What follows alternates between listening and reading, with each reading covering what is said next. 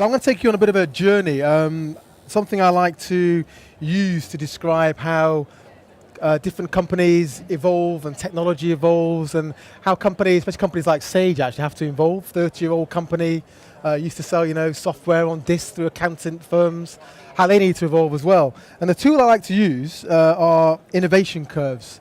So it's a bit fuzzy because I nicked this off the internet. I couldn't be bothered redrawing it. But so innovation curves are, you see the black curve here. So what you've got here on the x-axis is applied effort. So, resources, investment, whatever that might be, just thinking about stuff even. Now the y-axis is the measure of advancement. So if you look at the black curve here, when you start off an existing technology, and these all curves are all the same, there'll be a new one here eventually, is that as you apply effort, there's advancement and there's a return. Now, over time, as technology typically takes a lot longer to take effect than people think it's going to. But once it kicks in, the breakthrough point, typically the impact and the growth is a lot faster than was expected as well. So as it begins to grow, there's a huge market opportunity. And I've been using this next door actually, talking to entrepreneurs where you're an entrepreneur or an entrepreneurial business, there's an opportunity here to disintermediate the old school as you begin to take out a journey on a new technology curve. So I'm going to talk about my world actually in cloud in a moment. So the old world was mainframe computers, that was taken over by client server, and now we're going to talk about cloud. And this is a very interesting sort of time here, is what tends to happen is you get FUD. So FUD is fear, uncertainty, and doubt. You have the old school saying to the new school and all their customers, don't use the new stuff, it doesn't work, it's not safe. This might be tech, this might be farming, it might be a new brush in the hairdressers. It doesn't matter what it is actually. I want to talk here about high tech, it can be any business. So in cloud, in my business, I've spent the last 3 years wallowing in FUD. People saying, oh, don't use cloud, it's not secure, blah, blah, blah. We provide services now to the government, to FTSE 100 companies. It's utter nonsense. But it takes a while before we get to this breakthrough point, and then a new technology curve kicks in, and you have the same thing again. And inevitably what happens here is the old school, they die. They have a choice, actually. I'm going to put it on here. They either move from this curve, this curve, the old curve, to the new curve, or they die.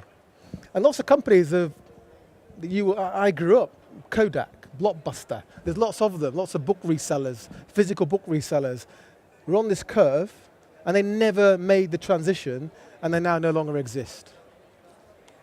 That's the reality. And this will continue, and here, a new curve will kick in as well. I think if you look at it, for example, Sage is a good example of a company that had a market-leading position, grew very, very quickly. It's probably seen diminishing returns in terms of its applied effort over the medium term, but it's actually seen the light. And what they're doing is working very, very hard, is to make the jump from the old technology to the new technology so they can add value and use that brand and that market position. Probably change their distribution channel, it's no longer physical, but let's face it, not having physical kit, be it CDs or infrastructure, is not a bad thing. So that's how I kind of, the context in which a lot of my presentation, you should think of it in. So in my sector, I'm talking about cloud actually, so I'm not particularly focusing here on accounting and accounting software. This is my view on cloud generally. But in cloud, you'll see, I'm going to use, I like history at school, so I'm going to use an historical analogy of the power generation industry to explain the evolution of cloud, and also to give you a real example of innovation curves and their impact. So entrepreneurs, Edison, probably know, invented the light bulb, pretty well-known chap. Tesla, you probably don't know him, but you probably know a car company called Tesla because Elon Musk has nicked his name. Insull, probably never heard of either, unless you're into this kind of stuff. He basically was a protege of Edison. And what Edison did, he basically was creating direct current power. And direct current was made, I'll show you in a moment, on little generators that every single house had in their basement. Every business had one in a cupboard somewhere, and guys in brown suits would come along, sorry girls, but they were all guys in those days, they still are in technology. Guys would come along in brown coats. Technology is very, unfortunately, male, pale and stale. That's another presentation, I'll give another day. But guys in brown coats would come along, and they would basically fix these things, make new widgets to keep them working. And what Tesla did, he created infrastructure where you could use alternating current, which we all use today, AC. And AC, you can actually send over long distances. DC, you can't. Insull, protege of Edison, was busy building lots of these kind of localized DC generating plants in houses or down the road. And eventually he took Tesla's view that, well, why do it locally? Move it out of the premises, move it out of town actually, build enormous infrastructure at scale. You get economies of scale, generate it cheaply, deliver it over a network, now we call them the national grid for example, meter it so you can actually pay for what you use, utility generation. We're now familiar with it. And he flipped actually, became a competitor and started building these power stations. Westinghouse, he was basically the guy that funded a lot of this in terms of AC generation. So these guys, you probably understand why is there a slide about an elephant being electrocuted. This is FUD. So these guys, Edison, was so keen to prove that AC was dangerous, he used it to electrocute several animals in public. This is long before the animal rights movement kicked in. But that's what he was doing. This was to show it's dangerous. And actually, and people don't know this, Edison invented the electric chair to prove that AC was dangerous. And he actually called it the Westinghouse execution method, the other guy on the other slide. And this is a great example of FUD. There were two issues here. One was, don't use AC, it's dangerous. Use DC because I make these dynamos in the basement. The other issue was the out-of-town generation point. He was selling things like this. So this is my view of on-premise IT infrastructure. This is a dynamo that was made by these blokes in brown suits in your basement, and they saw one of these, every house, they wanted electric lighting, or every business that wanted electric lighting. In those days, it was all about lighting, nothing else really. So they build one of these things, they sell it to you. This might sound familiar to you if you've got your own business. They sell you some infrastructure, they sell you some software. The software here really was just how the gearing worked really, it wasn't really that clever. And then on top of that, they send you a support contract. And the support contract was basically when it stopped working, someone came around and fixed it for you. Highly inefficient, not scalable. So Westinghouse and Insull, they come along, and within 30 years, even Edison realized that the writing is on the wall. This is now the old existing technology curve of on-premise infrastructure. This is Edison 30 years later. This is the guy that said, use DC, don't use out-of-town scaled-up power stations. This is actually his boiler room. So 30 years later, you're looking at out-of-town power stations, generating electricity at scale, en masse, delivering it cheaply, over networks, to houses and businesses. There's a plug in the wall. Actually, there weren't plugs in the wall. You plugged it into a light socket, believe it or not. Everything went into light sockets.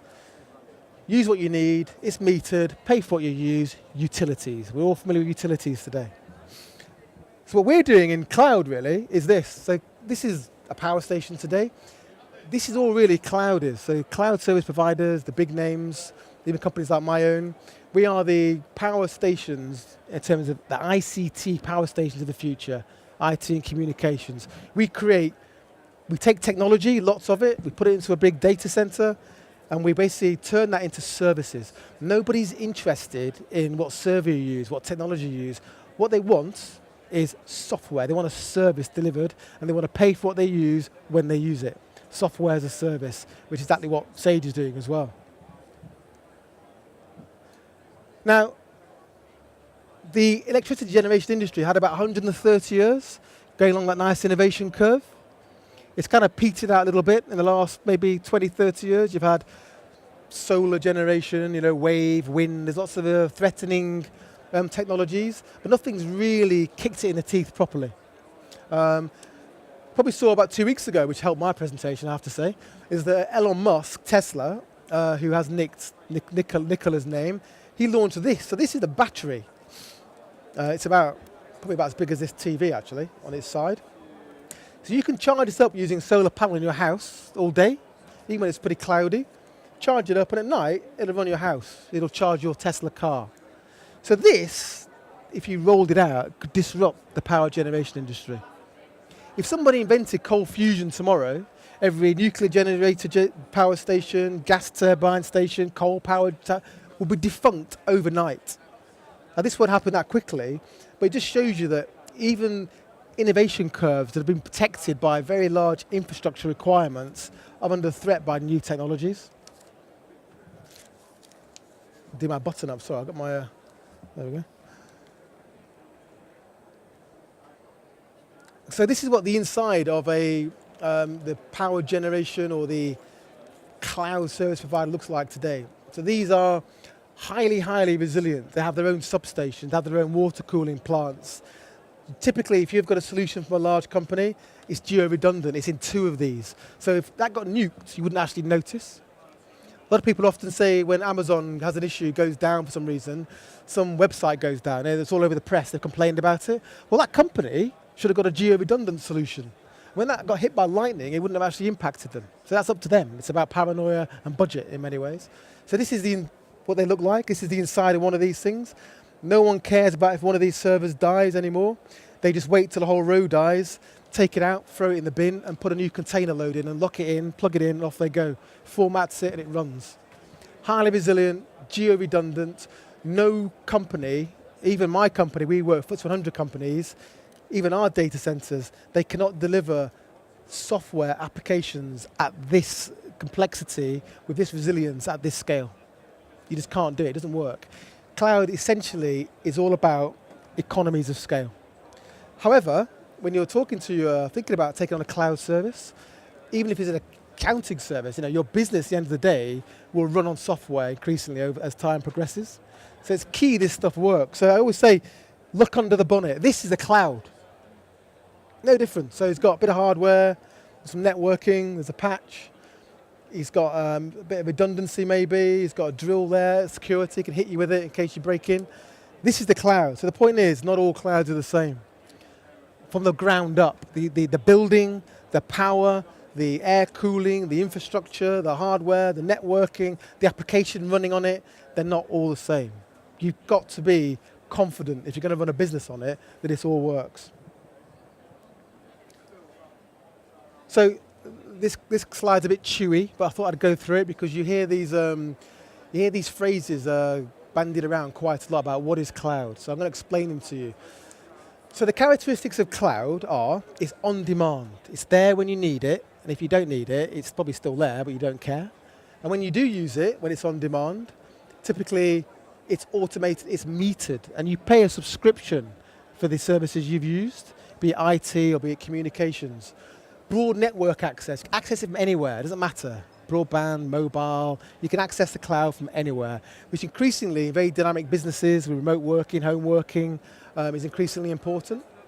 It's resource pooling. What this really means is that you can't go into Salesforce's data centers or my data centers, and you can't go in there, or even Facebook's data centers, walk in and find a server with holiday pictures on it. It doesn't work like that. It's an enormous virtualized platform that brings together compute and storage and your data, and it presents it to you in different ways, often from globally diverse locations. But it puts it all together, and what you see is a service. That's my point. You don't care how the service works. All you want is the service delivered to an SLA that you're confident will be delivered on a timely basis. And everything is delivered as a service. So there are phrases you will hear. Infrastructure as a service. What on earth is infrastructure as a service? It's very much sort of, think about Amazon, AWS you read about, servers in the sky, virtual machines. So what I say is liken this to a physical server someone sold you. And by the way, I always say to anyone selling any business physical infrastructure, if you're selling a business a physical server today or a physical phone system, and it's got a 3-year life, it's the last one you're ever going to sell to a business. If any of you here run your own businesses and someone's trying to sell you physical infrastructure, physical phone systems, change your IT communication supplier. That's for free. So, infrastructure, what this is basically, think about it as a room, a physical server sitting in it, it's plugged in, it's got air conditioning, it's connected to the internet, that's sort of it. Now, if you wanted it to be redundant, you'd have to have 2, probably, in 2 different places, connected, so you can swap data. But in the cloud, that's what infrastructure as a service is. It's a virtual machine, not a physical machine. These are big pieces of infrastructure, and it pulls compute and storage like water and creates a virtual machine to the size and scale that you need, and you can move and shape it. It can breathe with your business. But you need to put everything else on it. So you've got the server running away, soft databases, software, supporting it, all that other stuff to actually have a service, software running, you need to provide. You need to look after it. It's down to you. That's what infrastructure as a service is. What you're paying for is knowing those virtual servers are there to an SLA, you can access them and deploy your applications on. If you move up the sort of value stack, you probably hear or maybe you don't, platform as a service. So platform as a service is, yes, you've got the server, but now the provider has put on a database for you, provided some security and encryption, and probably put some software on there that means, and the idea here is that it's what Salesforce do and Microsoft Azure and Google Drive, is that you can now deploy your own software on this stack and it will just work magically. No one's quite cracked this yet because there are so many different types of applications and software. Getting it to work seamlessly on a platform is quite complicated. That's what platform as a service is.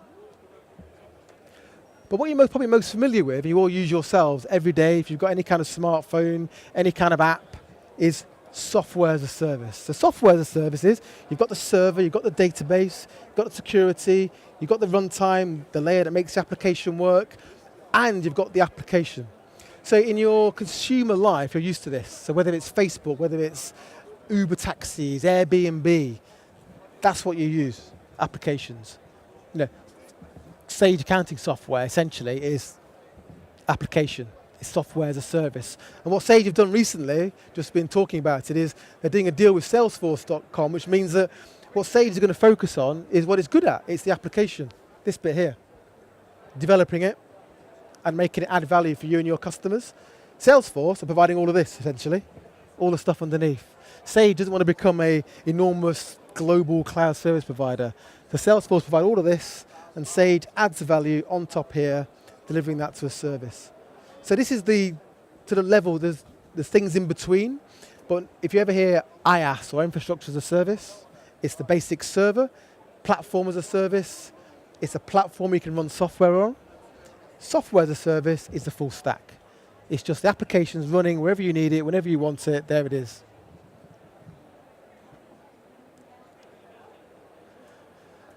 I'm not going to go through all of these because I'll bore you to tears, but these are, why go with cloud? Now, if I put a sort of I actually do have an accounting degree, believe it or not, but if I do put a sort of a spin on this, so you often hear OPEX, not CAPEX. Now, yes, I actually prefer to think of it, especially in an entrepreneurial context and small companies, is variable costs. So the beauty of cloud is that, if you're a young company at a growing business, ideally, if you could do it, you'd have 100% variable costs. There's always some fixed costs in your business somewhere. I think if you can move your infrastructure to cloud, you're taking out ICT. You may have people, and even now with people, there's consultancy contracts, there's various ways of making your workforce more of a variable cost. But especially in small companies, fixed costs kill them. So if you can move out all of your ICT costs and make it a variable cost, a metered, on-demand subscription, fantastic. Get rid of it. Whether it's a client, whether it's your own business, do not own infrastructure. It makes absolutely no sense. Whatever you build will never be as secure or as resilient as something that a credible cloud service provider. So you've got remote working. Typically, you and your clients, you're not sitting in an office at a desk anymore. Work is now something you do, not somewhere you go. So remote working, home working. I've got an office in Manchester. It was snowed in. It just happened in Manchester now and then. About 2 years ago, it doesn't matter. We all work from home. It's exactly the same. We've all got video as if we're working in the same room. The tech refresh cycle. So, by the time that you've sold some software to somebody, they bought the server in the basement, they put the software on, they've got a support contract running, they've got used to it and they're using it and they're trained, somebody's upgraded it and you've got to start all over again. So the beauty of cloud, and the same with accounting software, Sages, is that it's evergreen. So it upgrades. There's always going to be some kind of training overhead if there's a big change. But essentially, access to the new software, it's evergreen. You're not worrying about tech refresh cycles. A tech refresh cycle used to be 7 years into Microsoft, Windows. Now it's about 18 months, 2 years. And the cadence is getting faster and faster. The tech crank is turning a lot faster. Important again, it's kind of linked to variable costs really, is flexibility and scalability. Cloud can breathe with your business. It can grow very quickly. We supply services to companies with 5 people, startups, but also FTSE 100 companies. We've got one customer with 28,000 users. It's one of the big sponsors over there. And also, I'll do these last two. Tech, typically, for most businesses, is non-core. So even if your company actually is a software company, all the technology you need to run your business, your accounts, your email, your communications, your servers, your basic data, your document storage, that's non-core. So why get involved in it? So by outsourcing to cloud service providers and consuming ICT as a service, what it means, you can focus on your tech that might be core, but if tech isn't your business, you're a flipping bakery or something like that, get on with the business of running your business, not ICT. That is not what you do. Let somebody else do it. Consume it as utility. And consumerization, the beauty of technology now is that you're so used to this kind of technology in your personal lives. All we're seeing now is that interaction with technology on your smartphone or on your notebook or your iPad, whatever it might be, that consumer-facing technology you're now seeing coming into the workplace. People leave our company and they often sit down, they're given a BlackBerry, they've got the home phone, they've got a desktop, they've got an iPad. No longer does it need to be like that. You can have one device, and all devices are, be it a desktop, an iPad, your phone, is a window on your data, a window on your business, just formatted in a different way to access that data.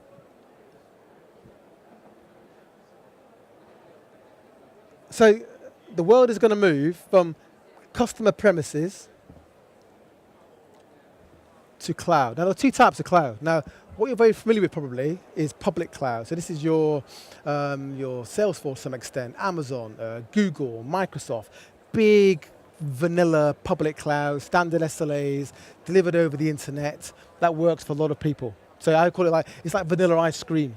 It just kind of works, but it's very basic.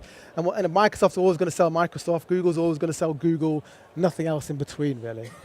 Now, cloud today really, where it's really taking off is in the middle. So this is actually where my business is outsourcery. So we sell this, but we do mostly this because most companies, especially as they get bigger, they need something special. They don't just want Microsoft technology. They might want Microsoft Link, soon to be called Skype for Business, but they might have a regulatory need for core recording. They might have a contact center they need integrated. You don't get that here. You get the basics. That's what we do. But if you or clients talk about moving there to cloud, the skill actually is integrating the three, because cloud today really, one of the big reasons for not moving actually, the inertia, is the fact that if you do move from there to here, there's always going to be something left back on premise. So how do you integrate backwards? How do you have one login? How do you have, if someone leaves a business, you have user management, you turn them off and it turns them all off. It needs to be integrated. So as you move to the cloud, make sure that you or your clients actually have an integration across clouds, but also back to whatever's left on premise. This is sort of APIs. I'll come on to it in a moment, but in 5-10 years, this will all be seamless and integrated. It isn't yet. It's probably five years away, to be quite honest with you. So hybrid cloud is where it's at the moment, because the world is still between the two. But you're never going to have everything here. So my former company, I had a company, it's about 45 million in revenue, the largest B2B mobile reseller in the UK. You can buy a mobile phone, a SIM card off Vodafone and Telefonica, O2. There's no reason for us to exist, you would have thought. But we existed because we added value, different SLAs, different support. You were a bigger fish in a smaller pond, lots of reasons. And lots of reasons why lots of companies can actually compete with the big global players. I think this is, so this is a great example of what cloud is doing to business. Now, if any of you have got a phone like this, shame on you. Shame on you. And also, even more shame, fall upon you, is as you become more important in the company, you add those bits on the side and get more buttons. That's just not fair, just to show you're important. So this is a piece of tin. It's got a microphone in, a speaker, plastic, connected over copper typically to another one somewhere else, and there's a switchboard in the middle. It's just dead. My daughter's 7. She's never seen one of these. She never will. She'll never use one.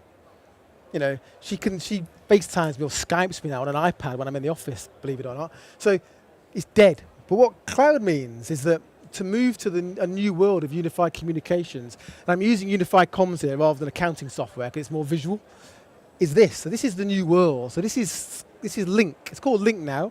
It'll be called Skype for Business in a couple of weeks, months. And basically what's happened is that you've now got, you've got a dial pad if you really want to use one, you never do.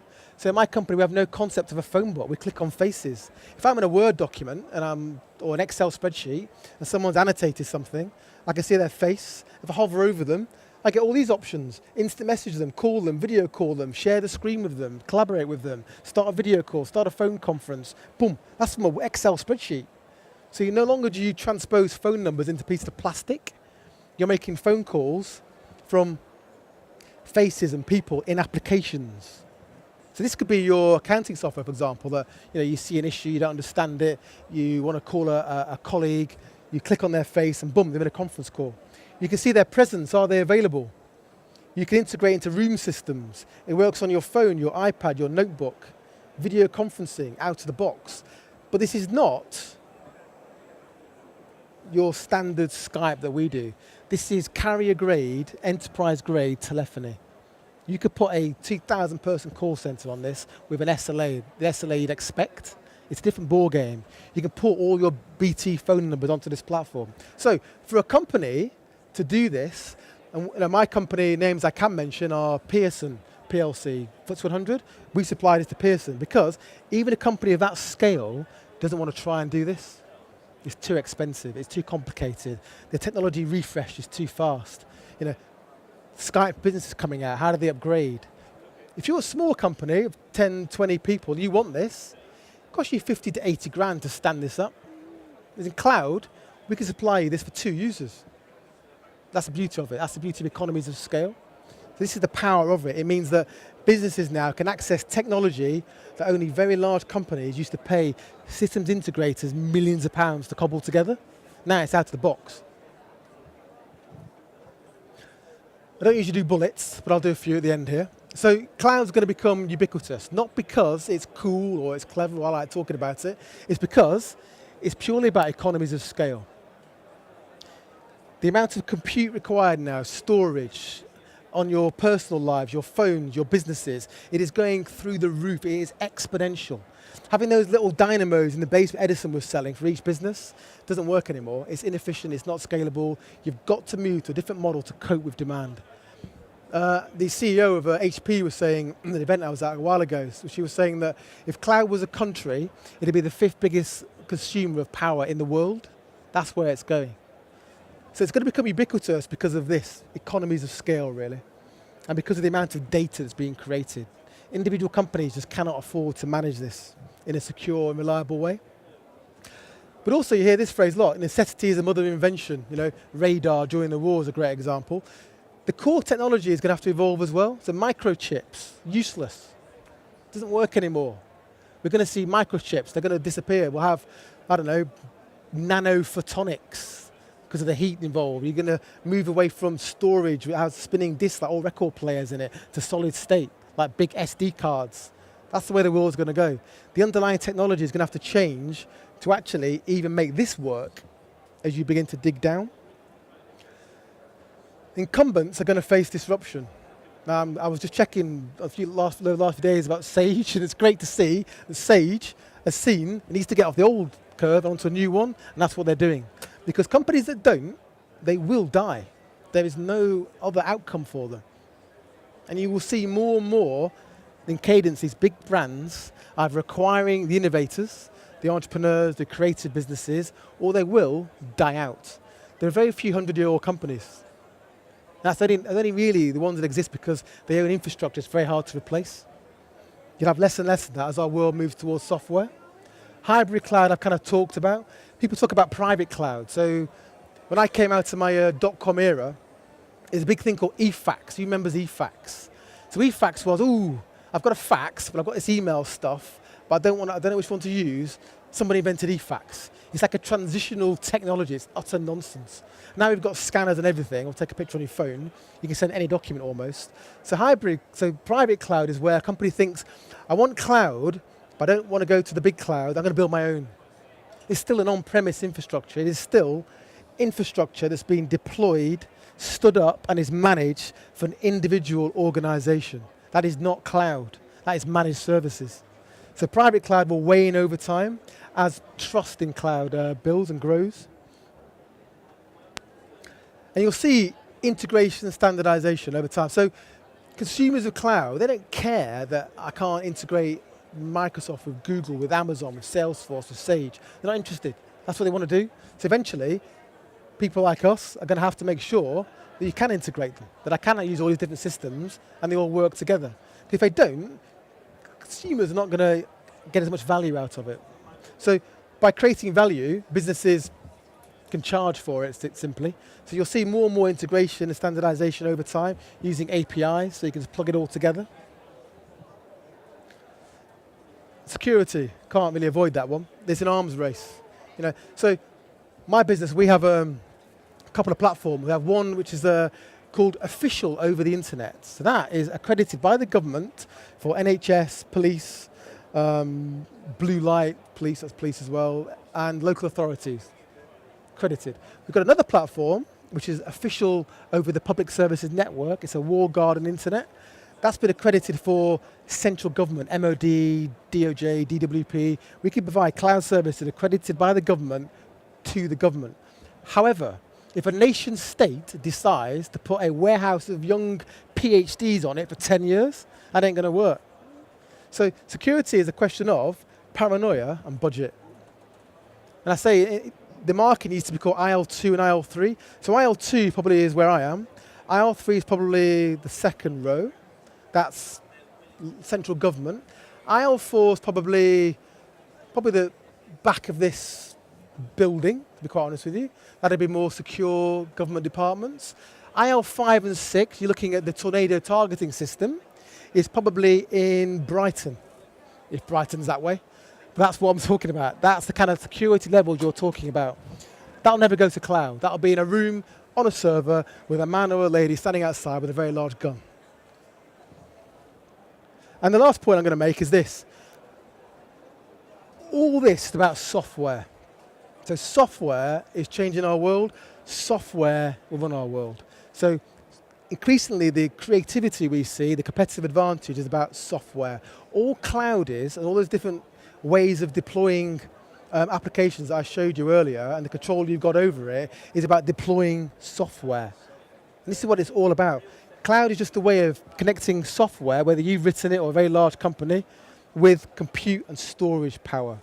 So now you can have very powerful software running on your phone, on a small quite a powerful computer, connected almost to infinite compute and storage. And that is what's going to change our world, the way we do business, the way we interact with each other, the way we communicate. That's it from me. Thank you very much.